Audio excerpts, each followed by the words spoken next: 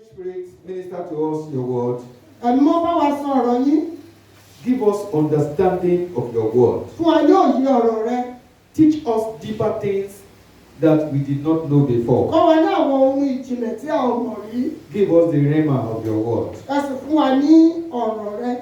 In the name of Jesus Christ. Ní orúkọ Jésù. As many as are in the service this morning, Ìyá wa tí a wà nínú ìsìtò ní. I pray that you will not go back home without receiving something from the Lord. Mo gbàdúrà ká ò ní lọ ilé lọ́wọ́ fún láì rí ohun gbà lọ́wọ́ Ọlọ́run. As all of us shall be blessed together. Nígbà tí gbogbo ayé òjò alábùkún fún papọ̀. In the name of Jesus Christ. Ní orúkọ Jésù. And the people that are watching me on the air, Ẹ̀yin tí à ń wò mí ní afẹ́fẹ́. I pray that the blessing of this season will come into your life. Mo gbàdúrà pé ìbùkún tí àkókò yìí yóò wọnú ayé rẹ. In the name of Jesus Ní Christ. orúkọ Jésù. The blessing of salvation. Ìbùkún ti ìgbàlà. The blessing of seeing Christ in your life Ìbùkún rírí Kristi nínú ayé rẹ. will come into your lives in the name of Jesus. Yóò wá sínú ayé rẹ lórúkọ Jésù. Thank you, Holy Spirit. A dúpẹ́ lọ́wọ́ ní ẹ̀mí mímọ́. Give us a better understanding of you Fún wa ní òye yín tó jinlẹ̀. in the name of Jesus. Ní orúkọ Jésù. Thank you, Father. A dúpẹ́ bàbá. In Jesus' name we pray. Ní orúkọ Jésù ni a gbàdúrà. Amen. Amen. Hallelujah. Amen. I want to teach us this morning Mo fẹ́ kọ́ wa ní àárọ̀ yìí. the significance of the Magi's gifts. Pàtàkì ẹ̀bùn àwọn amòye. I take my text from the book of Matthew chapter 2. Mo mú ibi kíkà mi nínú ìrere Mátíù orí kejì. I will start reading from verses 1 to end up in verse 12. Wọ́n sì bẹ̀rẹ̀ kíkà rẹ̀ láti ẹsẹ̀ ìkíní sí ẹsẹ̀ ìkejìlá. Now, when Jesus was born in Bethlehem of Judea, in the days of Herod the king, behold, there came wise men from the east to Jerusalem. Nígbà tí a sì bí Jésù ní Bethlehem ti Jùdíà. Nígbà ayé Hẹ́rọ́dù ọba kíyèsí, àwọn amòye kan ti ìhà ìlà oòrùn wá sí Jerusalem. Saying, where is he that is born King of the Jews? For we have seen his star in the east, and are come to worship him. Wọ́n béèrè wípé, níbo ni ẹni tí a bí tí ń ṣe ọba àwọn Júù wà? Nítorí àwa ti rí ìràwọ̀ rẹ̀ ní ìlà oòrùn, àwa sì wá láti forí balẹ̀ fún un. When Herod the king had heard these sayings, he was troubled, and all Jerusalem with him. Nígbà tí Hẹ́rọ́dù ọba sì gbọ́, ara rẹ̀ kò lélẹ̀, àti gbogbo àwọn ará Jerúsálẹ́mù pẹ̀lú rẹ̀. And when he had gathered all the chief priests and scribes of the people together, he demanded of them where Christ should be born. Nígbà tó sì pè gbogbo àwọn olórí àlùfáà àti àwọn akọ̀wé àwọn ènìyàn jọ, ó bi wọ́n léèrè ibi tí a ó gbé bí Kristi. And they said unto him, in Bethlehem of Judea, for thus it is written by the prophet. Wọ́n sì wí fún wọn pé ní Bethlehem ti Jùdíà ní, nítorí bẹ́ẹ̀ ni akọ̀wé rẹ̀ láti ọwọ́ wòlíì ni wá. And thou, Bethlehem, in the land of Judah, art not the least among the princes of Judah, for out of thee shall come a governor that shall rule my people Israel. Ìwọ Bethlehem ní ilẹ̀ Jùdíà, ìwọ kò kéré jùlọ nínú àwọn ọmọ aládé Júdà, nítorí láti inú rẹ̀ ni baálẹ̀ kan yóò ti jáde tí yóò ṣètọ́jú Ísírẹ́lì àwọn ènìyàn mi.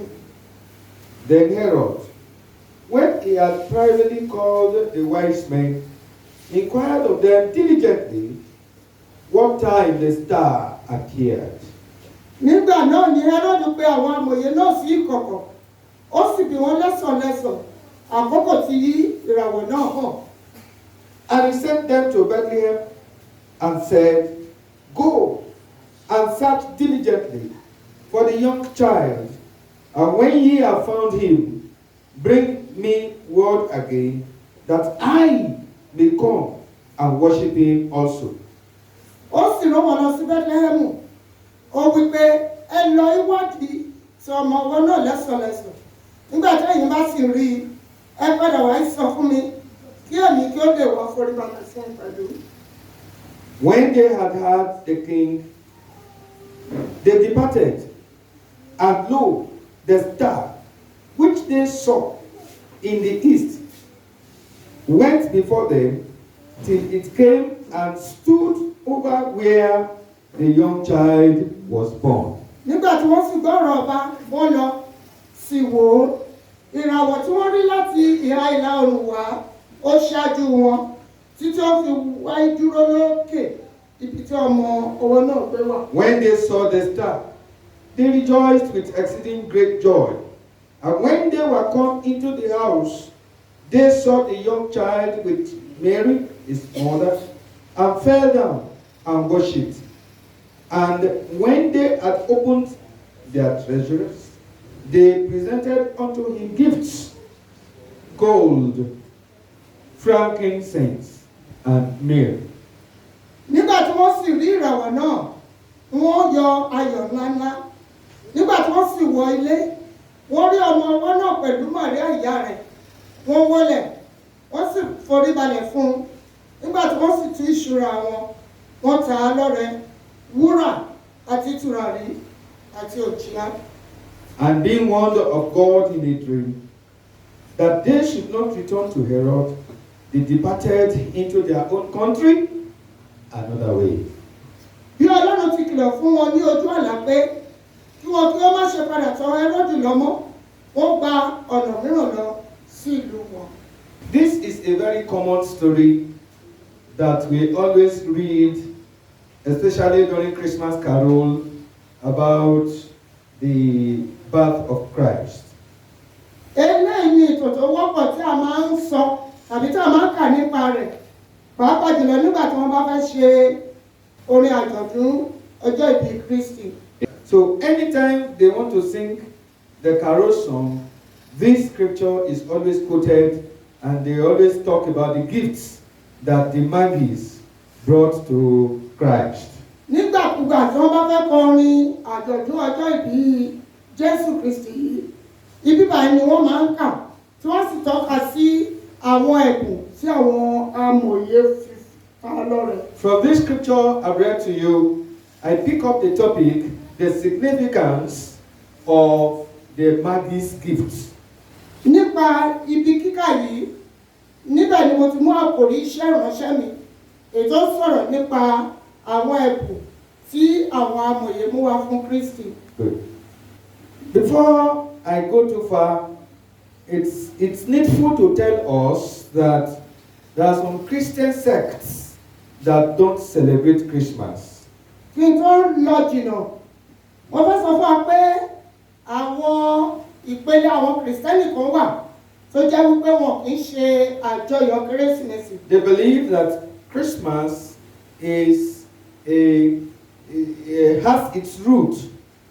The celebration has its root from the idolatrous world. Wọ́n gbàgbọ́ pé ìpìlẹ̀ àjọyọ̀ Kérésìmesì yìí ó wá láti ayé àbọ̀rìṣà. And they believe that Christ's birth is not December 25. Tí wọ́n sì tún gbàgbọ́ pé ọjọ́ ìbí Kristi kì í ṣe ọjọ́ karùndínlọ́gbọ̀n oṣù kejìlá ọdún. Despite what they have said is true, but I believe that the celebration of Christ supersedes the celebration of idolatrous worship. Bí ó tilẹ̀ jẹ́ wípé ohun tí wọ́n sọ ọjọ́ òtítọ́, ṣùgbọ́n èmi gbàgbọ́ wípé àjọyọ̀ ọjọ́ ìbí Kristi yìí ó borí àjọyọ̀ òrìṣà tí wọ́n bọ. And if truly that December 25th is the day of worship for S-U-N, Son God, however, the Son God, S-O-N God, is greater than S-U-N God. Bí ó tilẹ̀ jẹ́ wípé wọ́n gbàgbọ́ nítòótọ́ pé ọjọ́ karùndínlọ́gbọ̀n oṣù kejìlá yìí ó jẹ́ àkókò tí wọ́n ń sin Ọlọ́run oòrùn, ṣùgbọ́n èmi gbàgbọ́ wípé Ọlọ́run tí ó jẹ́ ọmọ Jésù Kristi ó ga ju Ọlọ́run ọ̀run lọ. Hallelujah. Amen. And I believe that celebration of Christ's birth is a reminder to men all over the world that there was a day Jesus was born who came to save man from their sin. Àjọyọ̀ ọjọ́ ìbí Kristi yìí òun ní ìrántí fún gbogbo ẹ̀dá alààyè ní gbogbo àgbáyé láti fìdí rẹ̀ múlẹ̀ wípé ọjọ́ kan wáyé tí a bí Jésù Kristi tí ó wá gẹ́gẹ́ bí olùgbàlà láti gbà wá là kúrò nínú ẹ̀ṣẹ̀ wa. Either you worship God, you worship idol, you worship sun, you worship forests, whichever thing you worship, or you are in occult, or a worshipper of Allah and Muhammad, whichever religion in the world, everybody will celebrate that Christ is celebrated. Bóyá gbàgbọ́ nínú Ọlọ́run tàbí ò gbàgbọ́, bóyá Ọlọ́run tí oòrùn ni tàbí Ọlọ́run òṣùpá tàbí ti èyíkéyìí tàbí ti mùsùlùmí ni tàbí ẹ̀sìn kẹsìn, bóyá wọ́n gbàgbọ́ wọn ò gbàgbọ́, àjọyọ̀ ọjọ́ ìbí Kristi tí a ṣe gbogbo ènìyàn ní àgbáyé pátápátá ló ṣe àjọyọ̀ náà. Whosoever you are, Ẹnikẹ́ni yòówù kó jẹ́, wherever you are, ibikíbi yòówù kó wà on the surface of this globe, lórí ìlànà èyí, it is established a fìdí rẹ̀ múlẹ̀ and seen all over the world that Jesus Christ is celebrated. It's enough as a witness against anybody that failed to accept him as his Lord and Savior. tí a sì rí ní gbogbo àgbáyé pé nítòótọ́ la ṣe àjọyọ̀ ọjọ́ ìbí Kristi eléyìí dúró gẹ́gẹ́ bí ẹ̀rí lòdì sí ẹnikẹ́ni ètò kùnà láti gbà gẹ́gẹ́ bí Olúwa tó olùgbàlà rẹ̀. Having established that in our hearts, Nípa fífìdí eléyìí múlẹ̀ nínú ọkàn wa, I want to talk about the guardian star. mo fẹ́ sọ̀rọ̀ nípa ìràwọ̀ tó ń tọ́ni sọ́nà. The guiding star. Ìràwọ̀ tó ń tọ́ni sọ́nà. Jesus Christ was born in Bethlehem of Judea. A bí Jésù Kristi ní Bẹ́tílẹ́hẹ́mù ti Jùdíà. But there were some wise men in the east that saw his star. Àwọn amòye kan wà, wọ́n wá láti ìlà oòrùn tí wọ́n ní ìràwọ̀ rẹ̀. When they were shepherding their flock, they saw the star of the king that was born. Nígbà tí wọ́n sì ń da ẹran wọn, wọ́n rí ìràwọ̀ ọba tí a bí.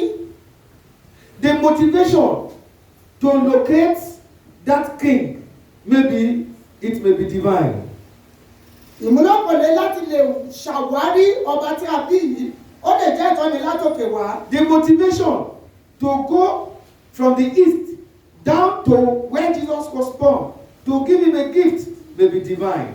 Ìrúnisókè láti lè wá ibi tí a ti bí Jésù Kristi láti ìlà oòrùn lọ sí ibi tí a bí sí, ó lè jẹ́ ìdarí látòkè wá. After all, it is not only Jesus' star that is born a king that they would have seen before. Nítorí pé kì í ṣe ìràwọ̀ Jésù Kristi tí a bí gẹ́gẹ́ bí ọba ló máa jẹ́ òun nìkan tí wọ́n ti rí rí. They would have been seeing other stars, great men that are born. What motivated them to rise up from the east to look for where that child is born? Only God knows why it is. Wọ́n ti rí ìràwọ̀ àwọn ènìyàn ńláńlá tí wọ́n ti bí. Ohun tó ru wọ́n sókè láti lè mú kí wọ́n dìde láti ìlà oòrùn láti wá ìràwọ̀ Jésù Kristi rí níbi tí wọ́n gbé bí ó jẹ́ látòkè wá. So in my own spirit, I perceive that the gifts they brought to Jesus is prophetical to establish what that child, that newborn child, will do or perform or carry out when he eventually gets growing. Nínú ẹ̀mí ni mo gbàgbọ́ wípé ẹ̀bùn tí wọ́n mú tọ̀ Jésù Kristi wá yìí ó jẹ́ nípa àsọtẹ́lẹ̀ ohun tí ọba tí a ó bí yìí tí yóò wá láti wá ṣe nígbà tó bá dàgbà tán. So the gifts that were given to Christ I think it is prophetical. Ẹ̀bùn tí wọ́n mú tọ̀ Jésù Kristi wá yìí, ó ní í ṣe pẹ̀lú àsọtẹ́lẹ̀. Something significant about the guiding star is what I want you to note.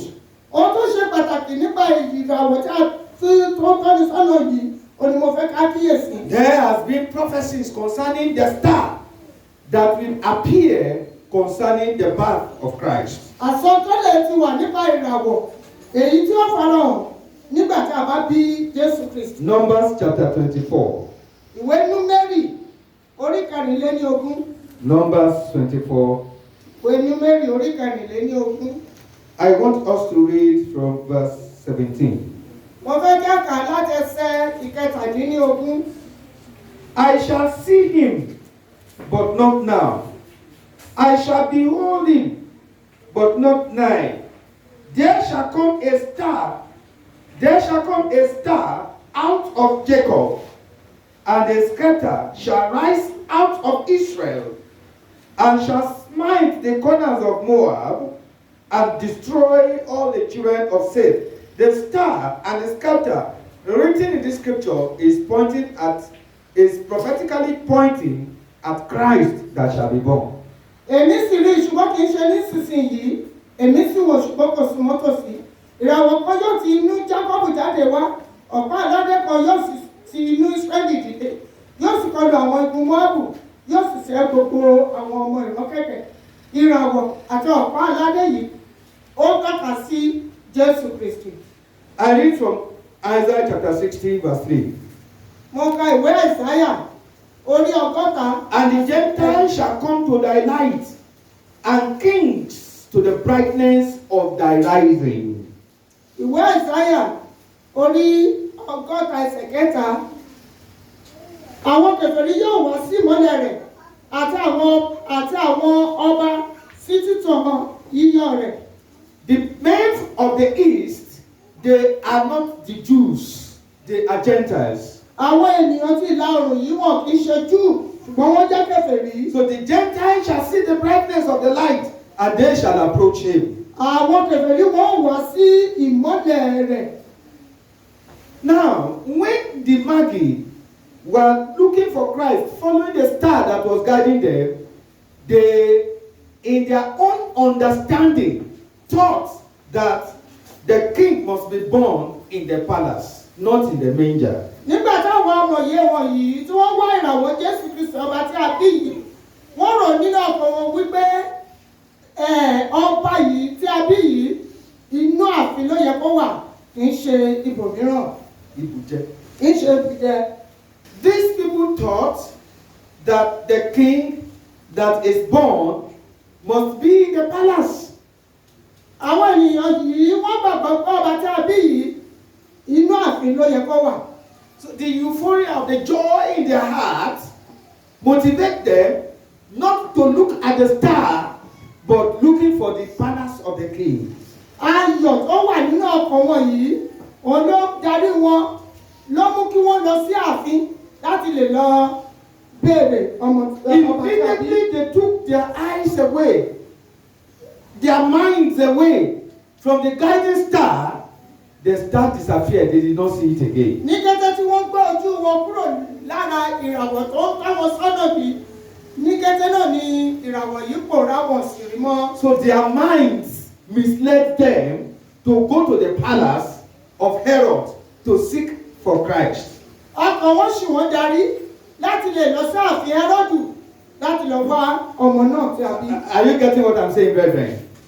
So when they got to the palace, the star actually disappeared. They did not see the star again. Nígbà tí wọ́n dé ààfin, ìràwọ̀ yìí ó pòórá wọn ò rí mọ́. So when they got to King Herod, they were disappointed not to have met the king that was born in the palace. They got disappointed. Even Herod himself was flabbergasted because he did not know that a king was born. A king did not know that a king was born. Nígbà tí wọ́n dé ààfin yìí, wọ́n ní ìjákulẹ̀ ọkàn wípé wọn ò rí ọba tí a bí yìí. Hẹ́rọ́dù fúnra rẹ̀ ó yà á lẹ́nu nítorí pé kò tilẹ̀ mọ̀ wípé a bí ọba kan. Under normal circumstance, the heir child of the king is supposed àjogún ọba tí í ṣe àjogún ìtẹ́ ọba ó yẹ ká bí ní ààfin. You know, the head child to the throne is expected to be born in the palace. àjogún ìtẹ́ ọba ó yẹ ká bí ní ààfin. But this time around, this king that was not born in the palace, but was born where the sheep are blathering and where the whole place is dirty, and he was born to identify with the sheep. ṣùgbọ́n ọba tí a bí yìí a kò bí ní ààfin, ṣùgbọ́n a bí sí ibi tí àwọn ẹran tó jẹ́ wípé wọ́n dọ̀tí ìgbẹ́ wọn wà níbẹ̀ tí ibẹ̀ sì rùn, ibẹ̀ la bí sí. So Jesus identified with the sheep. Jésù Kristi ó fi ara rẹ̀ mọ́ àwọn àgùntàn. Are you getting my words, brethren? Hallelujah. Amen. Immediately they came out of the palace, ní kété tí wọ́n jáde kúrò ní ààfin, the guiding star started following them again. bẹ́ẹ̀ ni ìràwọ̀ tó tọ́ wọn sọ́nà ó tún tẹ̀lé wọn. Verse 6 of Matthew chapter 2. ẹ jẹ́ ká wo ìrere Mátì orí kejì ẹsẹ̀ ìkẹfà. Because that scripture established where Jesus was to be born.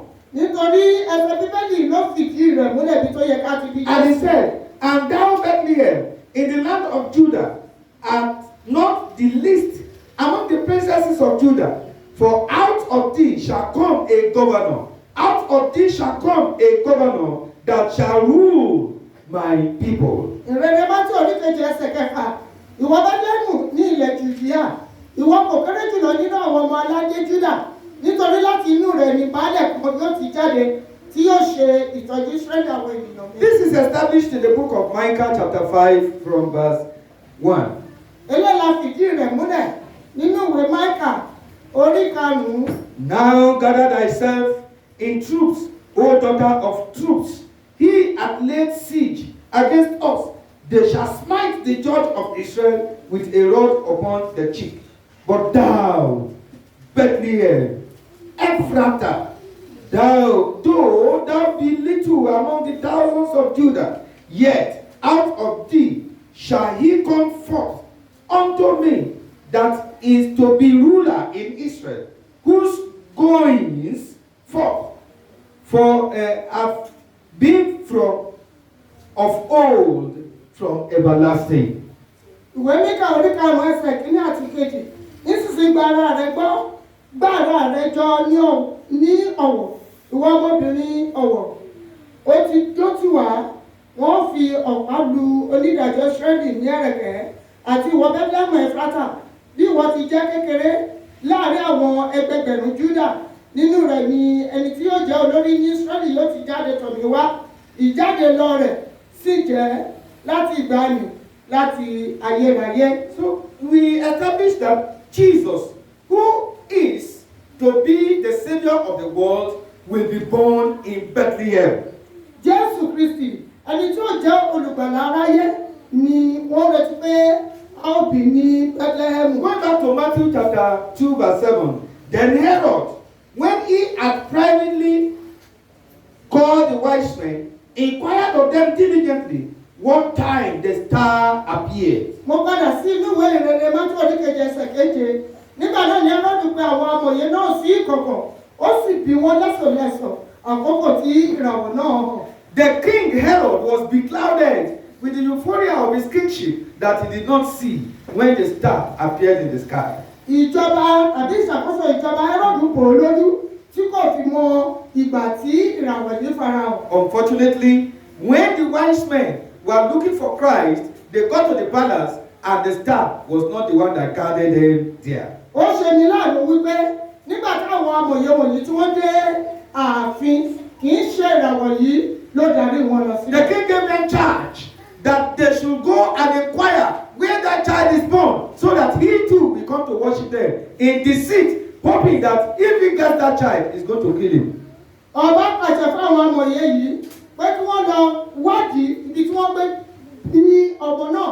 Nígbà tí wọ́n bá sì rí kó padà tọ̀hún wá láti wá sọ fún kí òun kó bá lè lọ foríbalẹ̀ fún ní ẹ̀tàn wípé tí òun bá rí ọmọ náà òun yóò pa á. So the wise men departed from the palace of Herod. àwọn amòye wọ̀nyí wọ́n sì fi ààfin Hẹ́rọ́dù sílẹ̀. When they had heard the king, they departed. Verse 9. They departed, and lo, the star which they saw in the east went before them till they came and stood over where the young child was born. Nígbà tí wọ́n sì gbọ́ ọ̀rọ̀ ọba, wọ́n lọ sì wò ó. Ìràwọ̀ tí wọ́n ti rí láti ìhà ìlà oòrùn wá, ó ṣáájú wọn títí wọ́n fi wá dúró lókè ibi tí ọmọ ọwọ́ náà gbé wà. So the star was able to guide them till they got to where the child was. Ìràwọ̀ yìí ó darí wọn títí wọ́n fi dé ibi tí a gbé bí ọmọ ọwọ́ náà. Hallelujah. Amen. Hallelujah. Amen. So when the star left them, they were in darkness. But when the star appeared, the light shone on them to guide them to where the child was born. Nígbà tí ìràwọ̀ yìí fi wọ́n sílẹ̀, wọ́n wà nínú òkùnkùn. Ṣùgbọ́n nígbà tí ìràwọ̀ yìí tún farahàn, tó bẹ̀rẹ̀ sí darí wọn, ó tan ìmọ́lẹ̀ sí wọn láti darí wọn lọ síbi tí a gbé bí ọmọ náà. And when they saw the star, they rejoiced with exceeding great joy. And when they were come into the house, they were able to present gifts to him as they worshipped. Nígbà tí wọ́n sì rí ìràwọ̀ náà, wọ́n yọ ayọ̀ ńláńlá. Nígbà náà ni wọ́n wá lè fi ẹ̀bùn fún ọmọ yìí láti foríbalẹ̀ fún láti lọ. So they presented to him 3 significant gifts that has to do with Christ's ministry. Wọ́n fún un ní ẹ̀bùn pàtàkì mẹ́ta ètò ní ṣe pẹ̀lú iṣẹ́ ìránṣẹ́ Jésù Kristi. Number 1, they presented him gold. Ohun àkọ́kọ́ náà ni pé wọ́n fún ní wúrà. Number 2, frankincense. Èkejì náà ni pé wọ́n fún ní tùràrí. And number 3, myrrh. Ẹ̀kẹta òkìá. Hallelujah. Amen. And that was why I brought out the significance of the Magi's gift. Ìdí nìyí tí mo fi mú àkòrí yìí jáde pàtàkì ẹ̀bùn àwọn amòye. Hallelujah. Amen. Say amen. Amen. The gold that was presented by the Magis has to do or is emblematic of his kingship rule in Israel. Wúrà èyí tí àwọn amòye yìí fi fún Jésù Kristi, ó ń tọ́ka sí ìṣàkóso ìjọba Kristi ní Ísírẹ́lì. The gold also signified divinity, somebody that came from above, divine. Wúrà yìí bákan náà tún tọ́ka sí ẹni tí ó ti òkè wá. Hallelujah. So the gold is pointing at Christ, that truly he is a king of the Jews. Wúrà yìí ó tọ́ka sí Kristi pé nítòótọ́ òun ni ọba àwọn Júù. You know, in our days we cherish gold so much. Ní àkókò tí wa, a mú wúrà ní òkùnkùndùn There lọ́pọ̀lọpọ̀. are other ornaments that are more costly than gold today. Àwọn ẹja kan wà tó jẹ́ wípé wọ́n ní owó lórí ju wúrà. Like diamond is more costly than gold. Diamond ó ní iye lórí ju wúrà lọ. Are you hearing me? Are you hearing me? But you will discover that people cherish gold. When they say this is pure gold, they cherish it more than any other ornaments, even in our generation today. Nígbà tí a bá ń sọ̀rọ̀ nípa wúrà, àwọn ènìyàn káràmásì kì í sí wúrà ju idẹ. And gold is, gold is exhumed from the earth. And when you see raw gold, it's exhumed with thick mud. Until it passes through fire, the gold will not shine. Inú ilẹ̀ ni wọ́n ti mú wúrà jáde wá. Tí a bá sì rí ohun tí a pè ní wúrà yìí, ó jáde pẹ̀lú ẹ̀rọ̀fọ̀ ni. Nígbà tó bá la iná kọjá, nígbà náà ni ẹwà wúrà yóò jáde. So the kingship of Christ is looked at in such a way that he is fashioned from the mud. Until he passes through the fire, he will not shine as a king.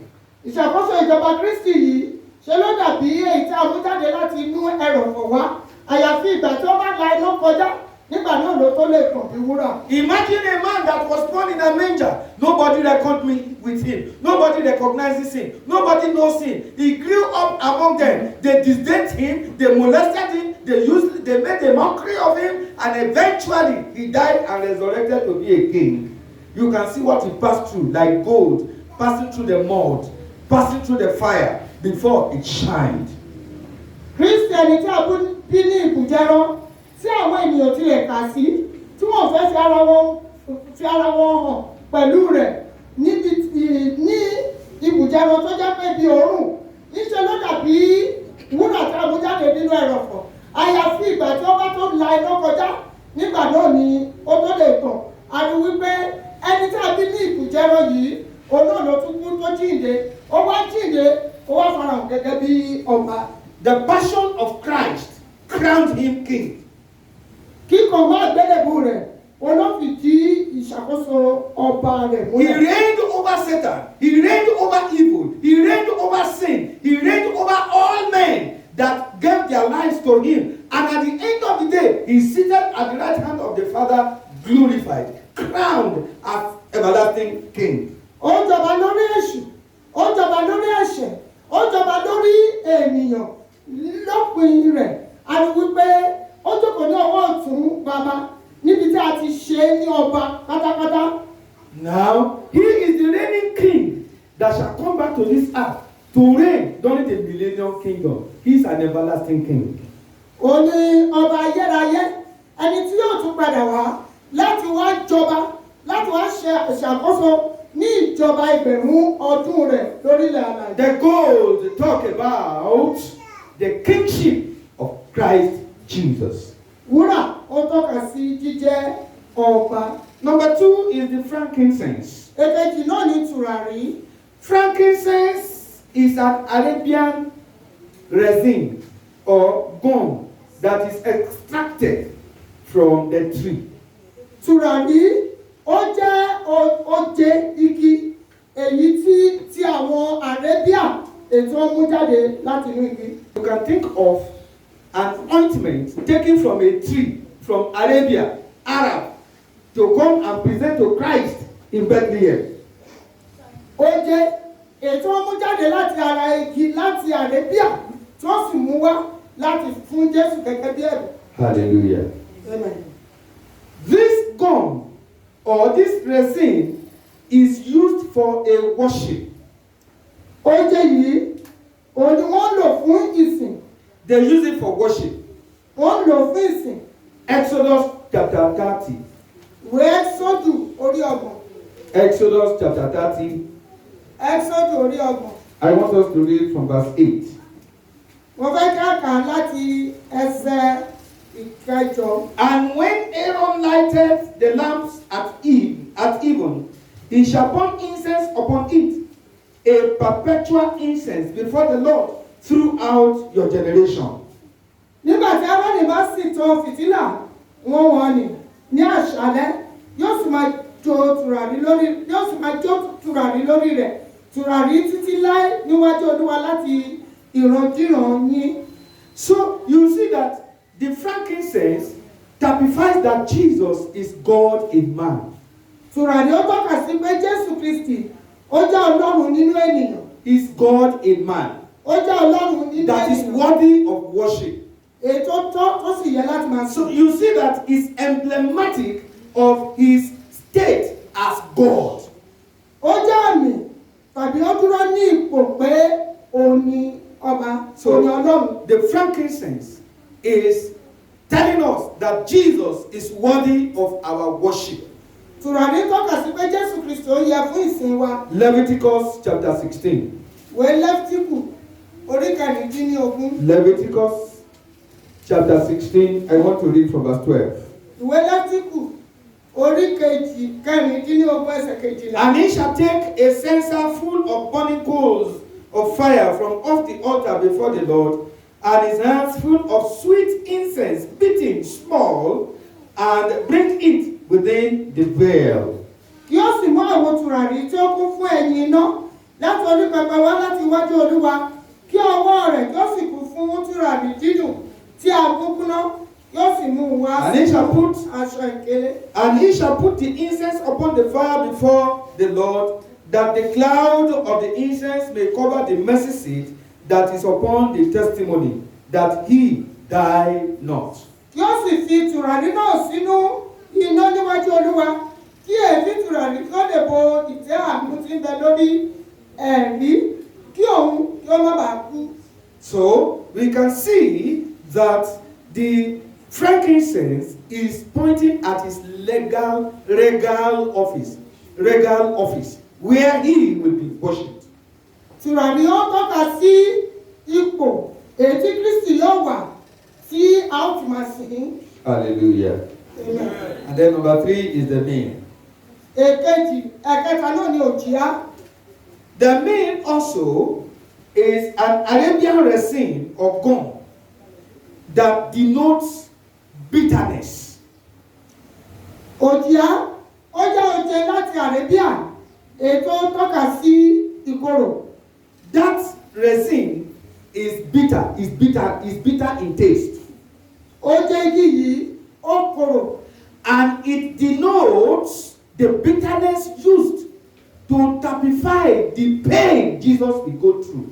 Ó sì tọ́ka sí ìkorò tàbí ìrora èyí tí Jésù Kristi yóò lè àkọjá. And the meat typifies the kind of death Jesus will die on the cross. Òjìá tọ́ka sí irú ikú tí Jésù yóò kú lórí igi àgbélébùú. Right from when Jesus was born, these 3 gifts typifies or points at what he will start to do and how he is going to finish it. Láti ìgbà tí a ti bí ní àwọn ẹ̀bùn mẹ́ta yìí tó ti tọ́ka sí ohun tí Jésù yóò ṣe àti bí yóò ṣe parí rẹ̀.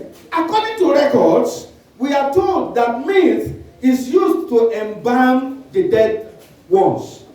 Gẹ́gẹ́ bí àkọsílẹ̀, a sọ fún wa pé oje igi tí a pè ní òjìá yìí, òun ni wọ́n fi ń dáàbòbò tàbí pa òkú mọ́ tí kò fi ní fi bàjẹ́. It prevents putrefaction.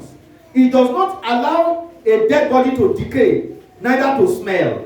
Oje igi tí a pè ní òjìá yìí, òun ni wọ́n máa ń fi sára òkú tí kò ní jẹ́ kí òkú yìí kó jẹrà tàbí kí ó máa rùn. So it points at the death of Christ.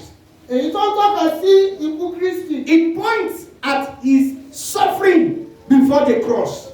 Ó tọ́ka sí ìjìyà rẹ̀ ní orí igi àgbélébùú. From records, milk is a resin of a thorny tree.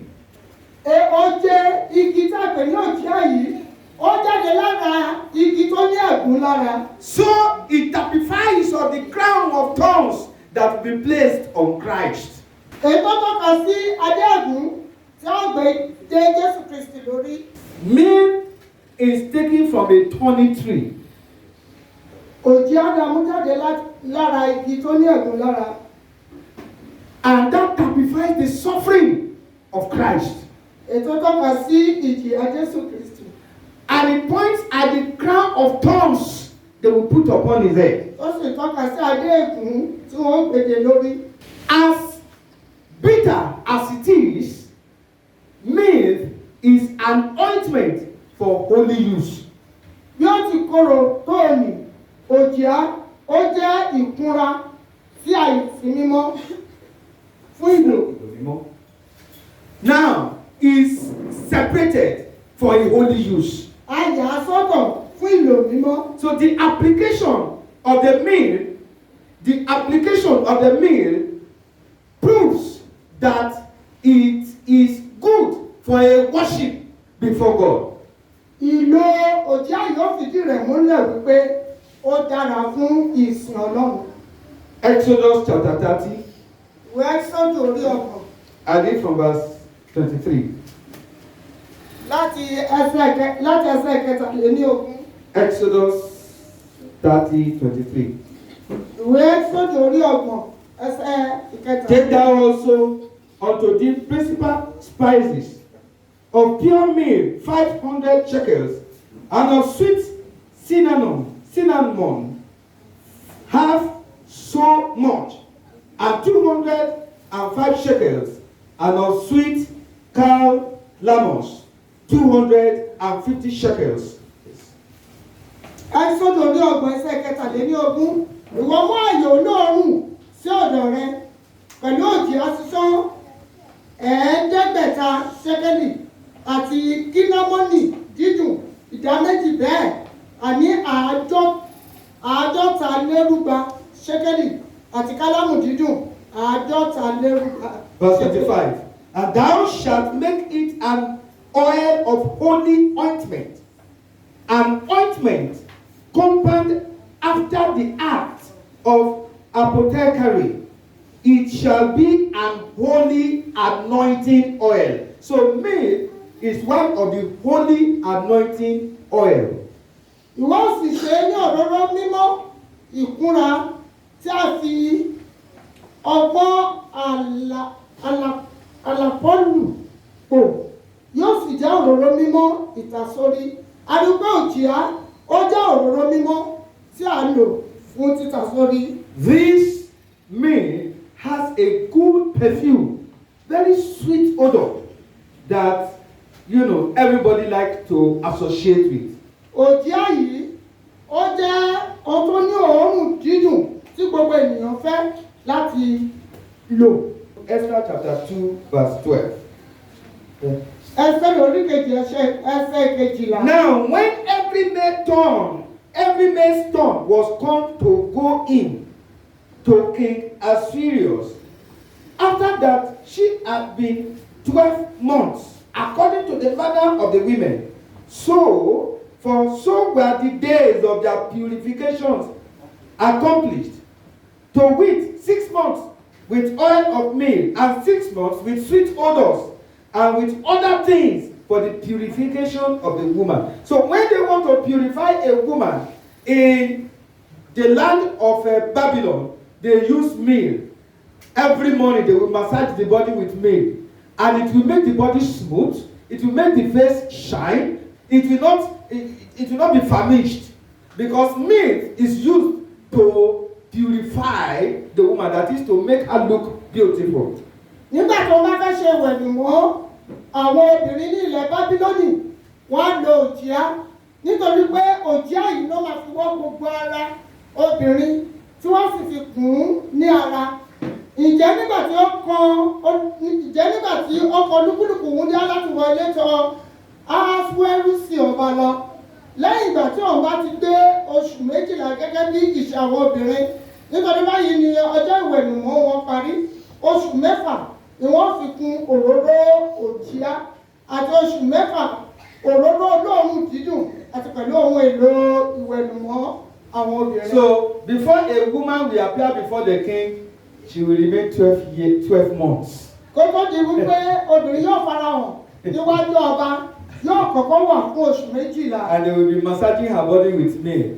Wọ́n máa fi òjìá yìí wọ́n máa fi kùn lára. To make the body look shiny and beautiful. Kí àwọ̀ rẹ̀ kí ó bá lè tàn ó sì rẹwà. Look at all these things they gave to Christ. Ẹ jẹ́ ká wo gbogbo àwọn nǹkan wọ̀nyí tó fún Kristi. To prove his worth in the ministry he has come for in the world. Láti fi ìdí yíyẹ rẹ̀ múlẹ̀ nínú iṣẹ́ ìránṣẹ́ tí a pè é sí. Now, children of God, if these 3 gifts point at Christ and the good thing he has come to do, what manner of man should we be if we have had these things and we have not given our lives to him? Bí àwọn ọ̀pọ̀ mẹ́ta bá ń tọ́ka sí Kristi àti ohun tó ń bọ̀ wá ṣe, irú ènìyàn wo ló wá yẹ ká jẹ́ tí àwa wá fi ayé wa fún Kristi? The gold is pointing at the kingship of Christ. Do you allow Christ to be the king of your life? Wúrà tọ́ka sí ìṣàkóso ìjọba Kristi. Ǹjẹ́ ìwọ gba Kristi láàyè láti jọba nínú ayé rẹ bí? Frankincense is pointing at Christ as God in man. Have you accepted Christ as your Lord and Savior? Tùràrí ó tọ́ka sí Kristi tí ń ṣe Ọlọ́run nínú ènìyàn. Ǹjẹ́ ìwọ ti gba Kristi ní Olúwa àti Olùgbàlà rẹ bí? Frankincense is pointing at the worship of Christ. Do you allow your heart to worship him day and night? Tùràrí ó tọ́ka sí ìsìn Ọlọ́run. Ǹjẹ́ ìwọ gba ọkàn rẹ láàyè láti sin Ọlọ́run lọ́sàn-án àti lóru bí? The myth is talking about the bitterness Christ will pass through in his passion to the cross to save man. Has the death of Christ on the cross been meaningful to you? Òjìá ó tọ́ka sí ìkorò àti ìrora tí Kristi yóò là kọjá lórí igi àgbélébùú.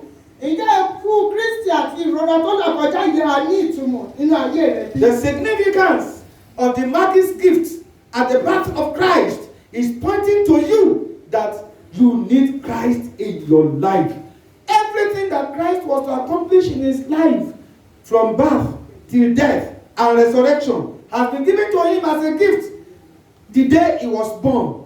Therefore, brethren, I want you to know that Jesus has come to save you from all the predicaments that befell man in sin.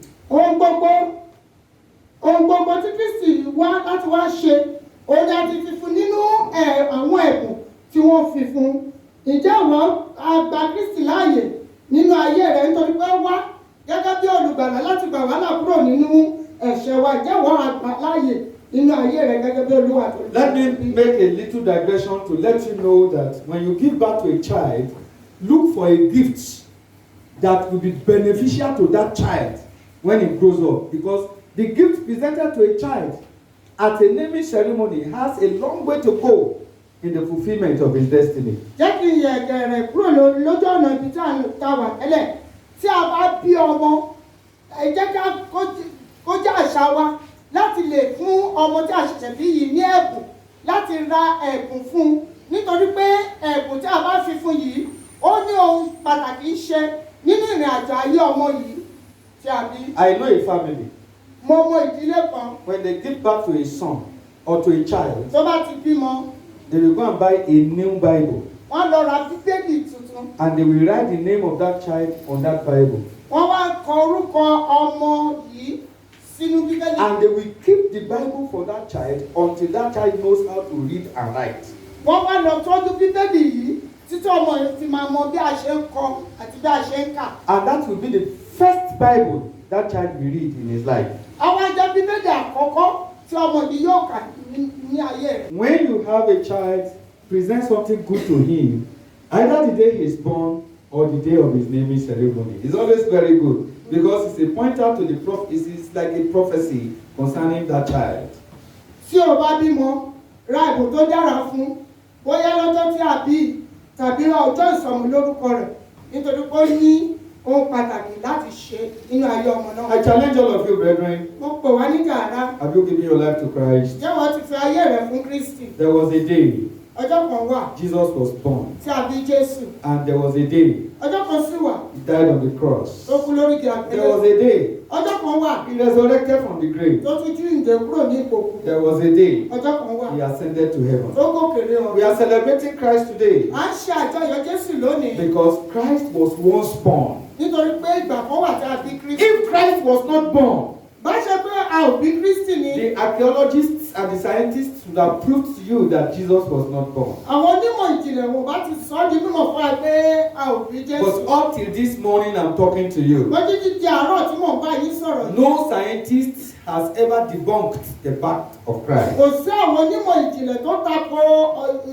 ìbí Kristi. Therefore, Nítorí náà, it is commissioned on you a fi lé ọ lọ́wọ́ that you should accept Christ as your Lord and Savior. pé kí o gba Kristi ní Olúwa tó lùgbàlà. I pray that this morning Mo gbàdúrà ní àárọ̀ yìí, all of us are blessed gbogbo wa pátápátá di to alábùkún the fún glory of God. sí ògo Baba, In the name of the Father, ní orúkọ Baba, and of the Son, àti ti Ọmọ, and of the Holy Spirit. àti ti Ẹ̀mí If Mímọ́. you are here this morning and you have not given your life Tó bá to wà Christ, níbí ní àárọ̀ tó ti fi ayé rẹ̀ fún why Kristi. don't you come to Him today? Èé ṣe tó fi tọ̀ Kristi wá lórí. Truly, He died on the cross, Nítòótọ́ ló kú lórí igi and àgbélébùú. truly, He resurrected from the grave. Nítòótọ́ jíǹde. Truly, He ascended to heaven, Nítòótọ́ gòkèrè ọ̀run. and very soon He's coming back to this earth. Láìpẹ́ ó tún padà bọ̀ wá sí He will ayé come to yìí. judge the quick and the dead. Yóò wá láti ṣèdájọ́ àyà àti He òkú. came born in a manger as a nobody, Ó wá a sì bí ní ìbùjẹun gẹ́gẹ́ bí ẹni yẹpẹrẹ tí a ò kà sí. but He will come back as a king to rule and to judge the quick and the dead. Ṣùgbọ́n ó tún padà bọ̀ gẹ́gẹ́ bí ọba láti wá ṣàkóso àti láti ṣe ìdájọ́ òkú àti àyè. When He comes back, Nígbà tó bá padà dé, where will He meet you? níbo ni yóò ti bá ọ? You are blessed in Jesus' name. Ìjà alábùkún fún lórúkọ Jésù. Any question? I want to answer one question before we go. Mo If fẹ́ there's dáhùn any, ìbéèrè ẹyọ kan ṣoṣo tó bá wà. Praise the Lord. Hallelujah. Thank you so much for this great message. Thank you so much, Dad. you are blessed. My question is, it has been a bit challenging about the name, his real name, when he was, because when Angel Gabriel came, there was a name he said he would be called. And the translations that brought it and called it Christ, Jesus, Christ. is English. And his real name, according to the Hebrew, according to Israel, it is Yehoshua. So, in changing the name to Jesus, who changed the name? From Yeshua to Jesus. And what is the effect between the Yeshua and Jesus? Why? Because if I am called Emmanuel and they got to South Africa and they are calling me Noel, they changed the name and the effect of my name. So I don't want to go further, but I think you understand the question I'm trying to say. Because the name now in Israel, what he was told, his mother called him, the angel called him, and what he said he would be called has been changed into Jesus Christ. So who changed it to Jesus?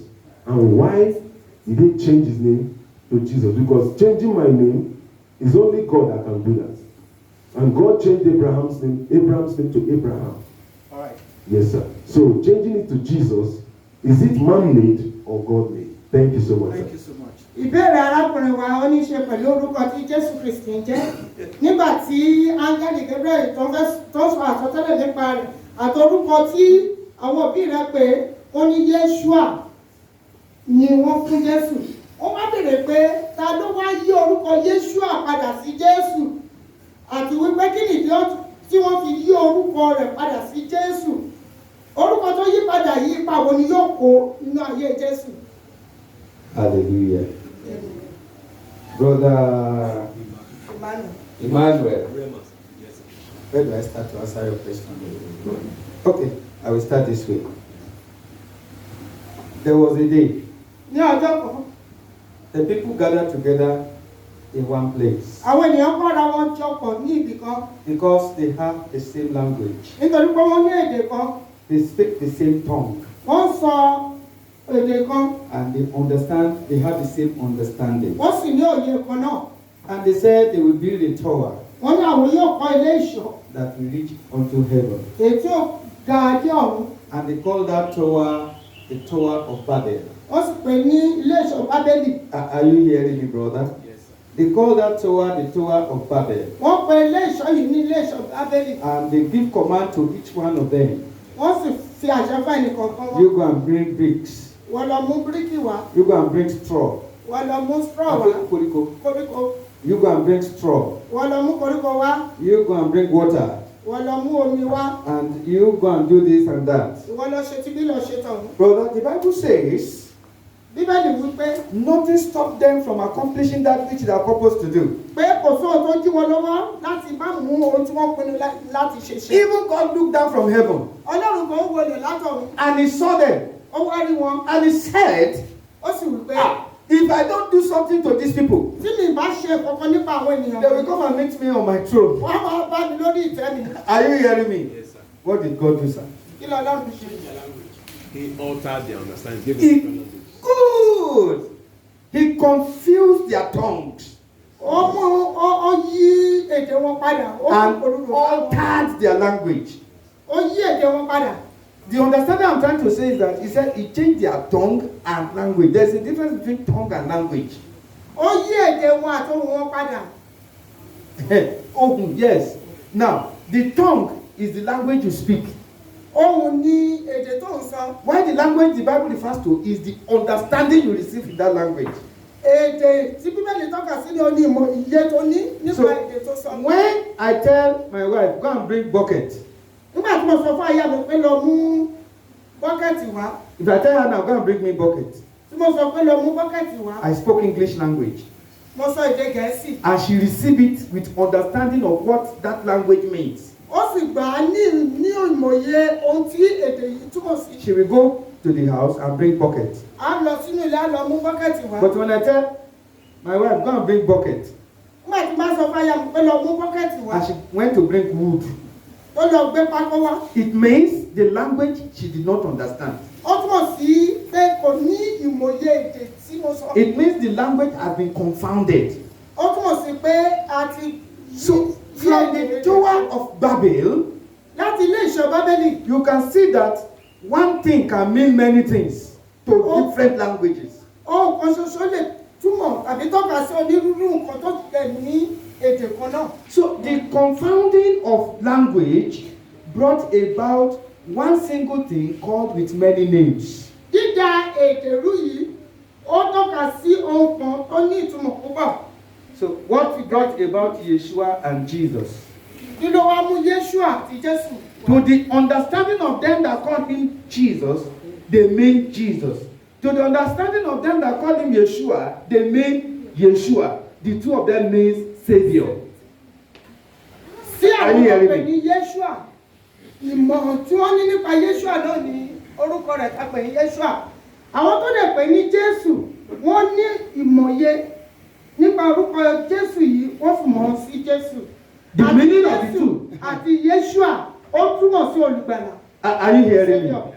Okay. If I Yoruba man now say Jesu, Èmi tí mo jẹ́ Yorùbá tí mo bá ní Jésù, the Hausa man call him Isa, tí àwọn Hausa pè ní Yísá, and sometimes they call him Yesu. nígbà mìíràn wọ́n máa ń pè ní Yésù. Are you hearing me? If I want to call Jesus in my own mother tongue, I will say Olubala. Tí n bá fẹ́ pe Jésù ní èdè abínibí tèmi máa ń pè ní olùgbàlà. If I don't want to call him Jesus, I can say Olubala. Tí mi ò bá fẹ́ pè ní èdè Gẹ̀ẹ́sì pé Jésù máa ń pè ní olùgbàlà. Are you hearing me? The Romans call him Jesus Àwọn Róòmù pè ní Jésù because Jesus was born into the culture of the Romans. nítorí pé a bí Jésù Kristi sí àṣà àwọn Róòmù. It was the Romans that was the government in Israel, like the British colonized us during Jesus' time. Nítorí pé àwọn Róòmù ni wọ́n ń ṣe ìṣàkóso ní Ísírẹ́lì ní àkókò gẹ́gẹ́ bí àwọn British tó jẹ́ pé àwọn ló fún wa ní òmìnira ní Nàìjíríà. According to to their own language, Yeshua means savior to the Jews. Gẹ́gẹ́ bí èdè wọn, àwọn Júù, Yeshua ó túmọ̀ sí olùgbàlà. But according to the Roman kingdom or Roman language, Jesus means savior. Ní ti èdè àwọn Róòmù, Jésù ó túmọ̀ sí olùgbàlà. Are you hearing now? So in the Yoruba we call him Jesu. Ní èdè Yorùbá pè ní Jésù. There are some other languages, Yesu, Èdè Hausa Yésù. and the Igbos we call him Jesus. Igbo pè ní Jesus. Are you hearing me? So you see that because of the confounding of the language, a single thing can mean many things to different types of languages. Nítorí èdè tí Ọlọ́run dàrú yìí, ohun kan ṣoṣo, ó lè túmọ̀ sí onírúurú èdè. What effect has the name got to do with him? Ipa wo ni orúkọ èyí wá ní í ṣe pẹ̀lú ẹ̀? No effect. Kò sí ipa kan. Because it's the same person we are still mentioning. Nítorí pé èèyàn kan ṣoṣo náà la ṣì ń dárúkọ ẹ̀. Meaning, the meaning of what we are saying to you is what he meant to do for you. Ìtumọ̀ ohun tí o pè olóòn ni yóò ṣe fún ọ. Are you hearing me? You call him Jesus, and Jesus means savior. O pè ní Jésù, Jésù dẹ̀ túmọ̀ sí olùgbàlà. I call him Jesu, and Jesu means savior. Wọ́n pè ní Jésù, Jésù dẹ̀ túmọ̀ sí olùgbàlà. Jews call him Yeshua. Yeshua means savior. Àwọn tó pè ní Yeshua, Yeshua túmọ̀ sí olùgbàlà. Are you hearing me? Now, Jesus Christ. Christ means anointed one. Kristi túmọ̀ sí ẹni tí a fi òróró yàn. So, Christ means Messiah. Kristi túmọ̀ sí Mẹ̀sáyà. So, Jesus the Messiah. Jésù tí a pè ní Mẹ̀sáyà. Jesus Christ. Jésù Kristi. So, that appellation Christ means he was anointed. Àwọn orúkọ àpèlé tí a pè ní Kristi ó túmọ̀ sí ká fi òróró yàn. Does it have any negative effect on Christ? No. Jọ̀wọ́ ní ipa tó lòdì lára Jésù rárá. Because if a Yoruba man who did not understand English kneel down and say, Lórúkọ Jésù, Christ will answer him. Bí Yorùbá ènìyàn tó jẹ́ Yorùbá tó bá kúnlẹ̀ tó sọ pé ní orúkọ Jésù, Ọlọ́run yóò dá lóhùn. If a Jew kneel down and say, Yeshua, Jesus will answer him. Bí Júù bá tún kúnlẹ̀ tó sọ pé Yeshua, Ọlọ́run yóò dá If lóhùn. a Roman kneel down and say, in the name of Jesus, Jesus will answer him. Bí àwọn ará Róòmù tó bá kúnlẹ̀ tó sọ pé ní orúkọ Jésù, Ọlọ́run yóò If dá a lóhùn. man kneel down and say, Yesu, Jesus will answer him. Bí àwọn Hausa bá sì tó tún kúnlẹ̀ tó sọ pé Jésù, Ọlọ́run yóò dá lóhùn. No effect. Jesus remains same. Have I answered your question, Deto? Yes, sir. You are blessed. Hallelujah. So bow down your head Tẹ orí rẹ pa. and say, Lord Jesus, Ó sọ pé Jésù Olúwa. come into my life. Wọnú ayé mi. Come into my life. Wọnú ayé mi. Come into my life. Wọnú ayé mi. Don't let your birth, life, death, resurrection be in vain over my life. Má jẹ́ kí ìbí rẹ, ìgbé ayé tó gbé, ikú àti àjíǹde rẹ, ó já sí asán lórí ayé Open rẹ. your mouth and pray in the name of Jesus. Lánàá rẹ kó gbàdúrà.